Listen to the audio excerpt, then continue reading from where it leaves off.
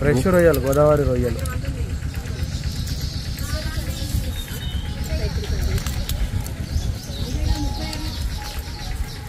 మంచిది అది కళ్ళకి తీయమ్మా, అదేవిధంగా వచ్చినంత గిరాకీ అయిపోతాను నీకు. నేను ఆడడం వల్ల నీకు ఇంతమంది ఉన్నది. నేను చెప్పాలి మరి మొత్తం మంచి చెప్తే ఎక్కువ ఉంది. మంచిది అది తడకేద్దా ఓకే ఉండాలి కానీ లోపల తీయవా గీదా తీసుకుంటు నీకు తడకే చేసేసిన మొత్తం. అమ్మ ఉంది కండి నమ్మడానికి తడకే చేసేసినానికి అక్క ఉన్నది అక్క జర కూరగాయలు తీసుకుంటాం. రొయ్యల ఫ్రై చేయాలి. కోసి కారం.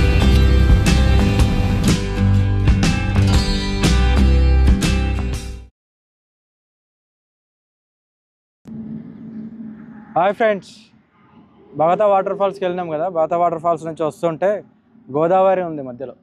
సో గోదావరిలో నది నుంచి వస్తున్నప్పుడు అక్కడ రొయ్యలు అమ్ముతుండే, పెద్ద రొయ్యలు, టైగర్ ఫ్రాన్స్ అంటారు కదా. ఆ పెద్ద రొయ్యలు తీసుకున్నాం. ఇప్పుడు అది ప్రిపేర్ చేసుకుంటున్నాం. ఇప్పుడు టైం ఎంత 6 అయిపోయింది. సో మంచిగా ఫుడ్ ప్రిపేర్ చేసుకొని తినేసి మళ్ళీ హైదరాబాద్ బయలుదేరుతాం. సో ఆ ప్రిపరేషన్కి ఉల్లిగడ్డలు, టమాటా, పచ్చిమిర్చి,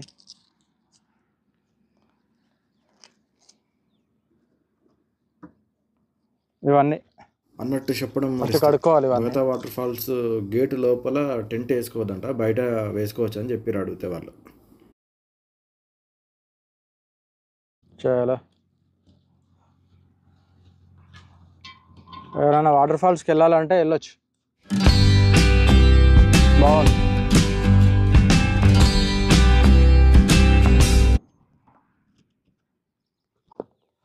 మిర్చిని ఇట్లా కట్ చేసుకోవాలి.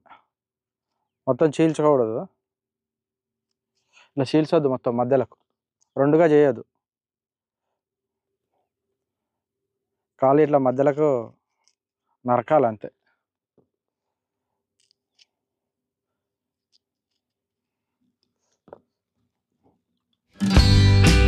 ఒక్క ఉల్లిగడ్డ వేస్తాం.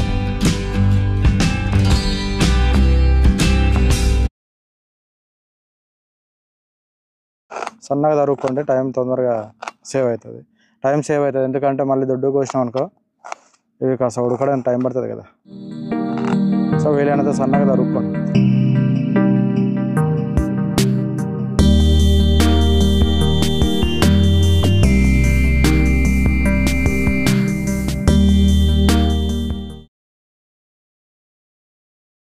అసలు జాగ్రత్త, అడావిడి చేస్తే చెగిపోతుంది. అట్లా కాకుండా మంచిగా చూసుకొని కోసుకోండి. ఇట్లా కోసుకొని మీరు తీసుకున్న రొయ్యలను బట్టి టమాటాలు వేసుకోండి. ఓకేనా? నేను అదే చూస్తా ఇవన్నీ అని, దాన్ని బట్టి వేస్తా. 2 అయితే కడుక్కున్నా.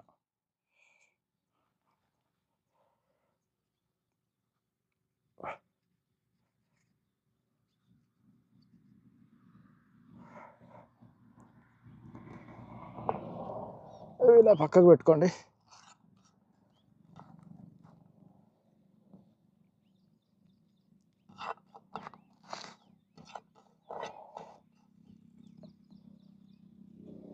చాపింగ్ కూడా మర్చిపోయాను, అందుకే దీనిపైన వస్తుంది.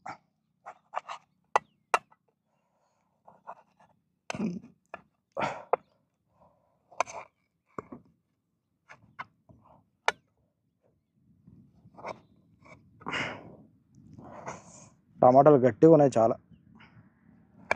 నాటు టమాటాలు ఊర్లో పండినాయి, ఒరిజినల్. అక్కడి నుంచే తెచ్చుకున్నాం. మంగపేట అని పెద్ద టౌన్ లాగా ఉంది, అక్కడ తీసుకున్నాం.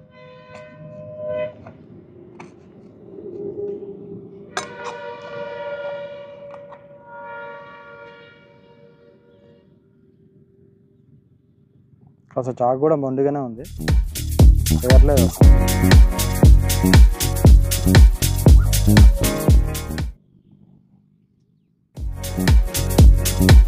ఒక్కటి చాలు.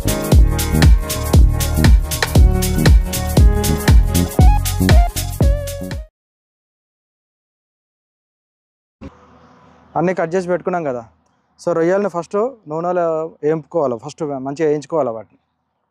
ఓకేనా? వేయించుకోవాలంటే నూనె కావాలి కదా. నూనె కాస్త ఉప్పు వేసుకొని వేయించుకోవాలి.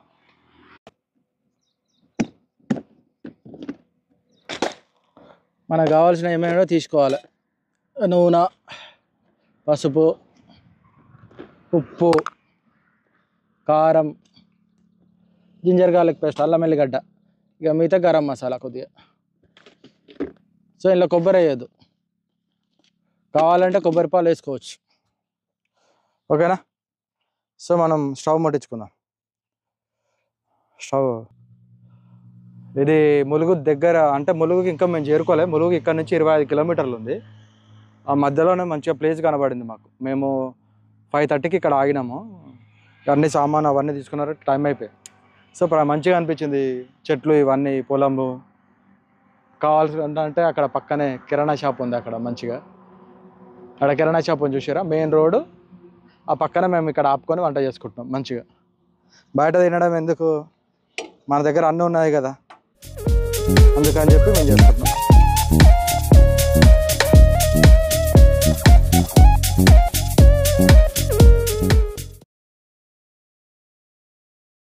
స్టవ్ ఆన్ చేసాం, రొయ్యల వేపుడు రెడీ అవుతుంది. ఇక స్టార్ట్ చేస్తున్నాం.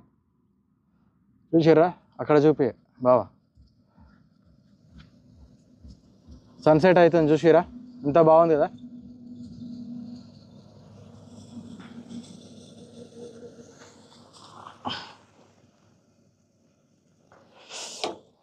అదే పరిస్థితి.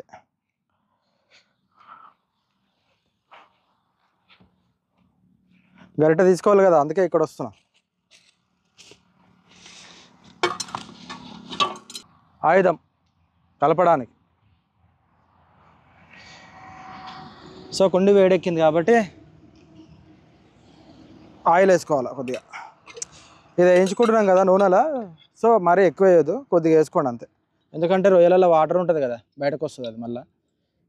ఓకేనా? ఇంత ఆయిల్ వేసుకొని మళ్ళీ మనం వండుకునేటప్పుడు వేసుకుంటాం కదా, కొద్దిగా వేసి ఇలా పెట్టేద్దాం.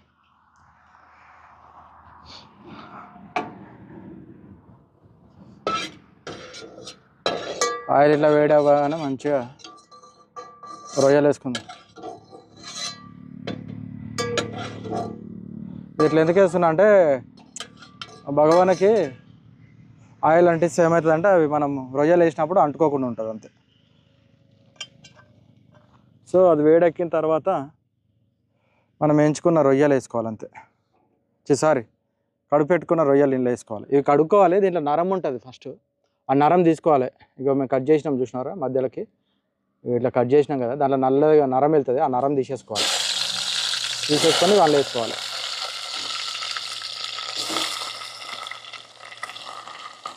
అట్లా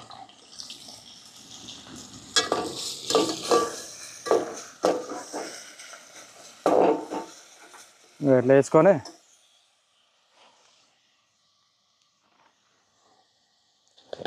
కొద్దిగా సాల్ట్,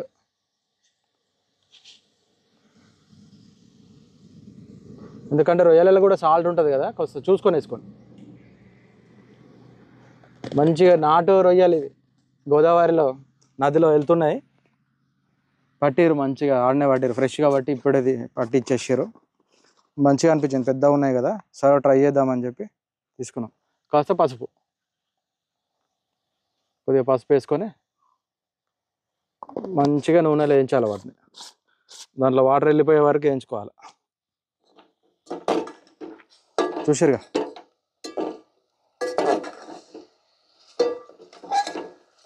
ఇట్లా.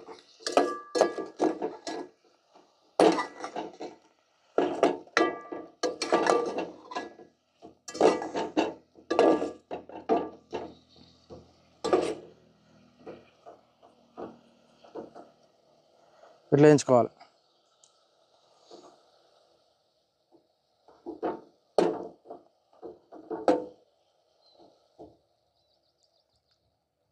మంచిగా వేయించుకొని పెట్టుకోవాలి. ఓకేనా?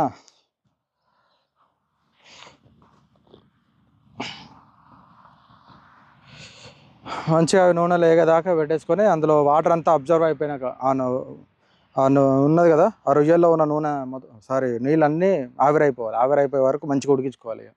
ఉడికించుకొని మళ్ళీ అవి తీసి పక్కకు పెట్టుకొని మళ్ళీ కాస్త నూనె వేసుకొని ఉల్లిగడ్డలు, పచ్చిమిర్చి, టమాటాలు, అల్లం వెల్లిగడ్డ, పసుపు వేసి మంచిగా వాటిని ఉల్లిగడ్డలు బ్రౌన్ కలర్ అయ్యేదాకా మంచిగా ఉంచేసి నెక్స్ట్ ప్రాసెస్ ఉంది కదా చూపిస్తా, టెన్షన్ పడక. ఓకేనా? ఉందో అట్లా ఉడకాలి, వాటర్ అట్లా బయటకు రావాలి మొత్తం. ఆ వాటర్లోనే రొయ్యలు ఉడకాలి. ఇంకా మళ్ళీ మనం వాటర్ వేసేది ఉండదు. ఇక మంచిగా ఫ్రై చేస్తాం దాంట్లోనే. ఆ ఫ్రై చేస్తాం, ఇక నీళ్ళు వేయం దాంట్లో, అట్లనే ఫ్రై చేస్తాం. మంచి రొయ్యలు దొడ్డుగా మంచిగా ఉన్నాయి. ఇంత పెద్ద సైజ్ అయితే క్లీనింగ్ కూడా ఈజీగా అయిపోతుంది, పని కూడా తక్కువ అవుతుంది. మరి పిండి కొద్ది రొట్టె కదా, చిన్నది తెస్తే ఎట్లుంటుంది అంతే. మళ్ళీ పిండి కొద్ది రెట్టు ఉండదా, పైసలు అయితే లేవు.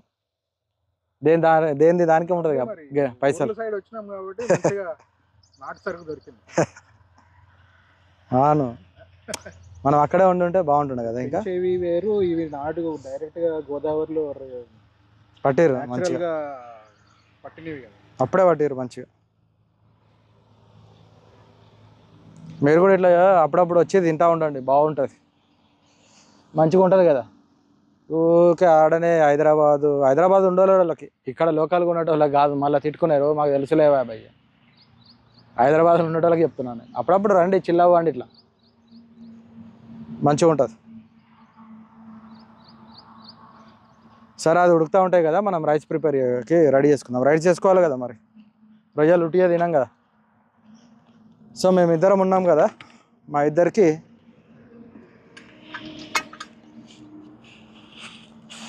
రెండు కప్పులు వేసుకుందాం. మావాడు కప్పు తీసేయడం వాడేసి, ఇంకా అట్లా ఉంటుంది, ఏం చేస్తాం. ఇంకా నాగేష్ కప్పు తీసేయడం వాడేసి అట్లా. ఇగో ఈ కప్పుతో రెండు కప్పులు వేసుకుంటాం మేము, మా ఇద్దరేం కదా. హెవీగా తినాం, నైట్ టైం కదా, మళ్ళీ జర్నీ చేయాలి అక్కడ వరకు. సో చూసుకుందాం, సరిపోతుంది ఇద్దరికి, సరిపోకుండా చూద్దాం.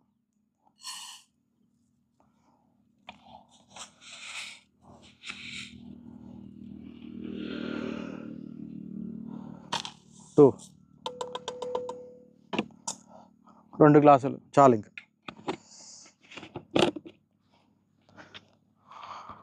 తీసి పక్కన పెట్టేసుకోవాలి. మళ్ళీ ఇవన్నీ ఒకటేసారి తీసి మనం చదువుకుంటే అయిపోతుంది కదా, మళ్ళీ ఇది ఒక్కొక్కసారి అదొకసారి ఎందుకు.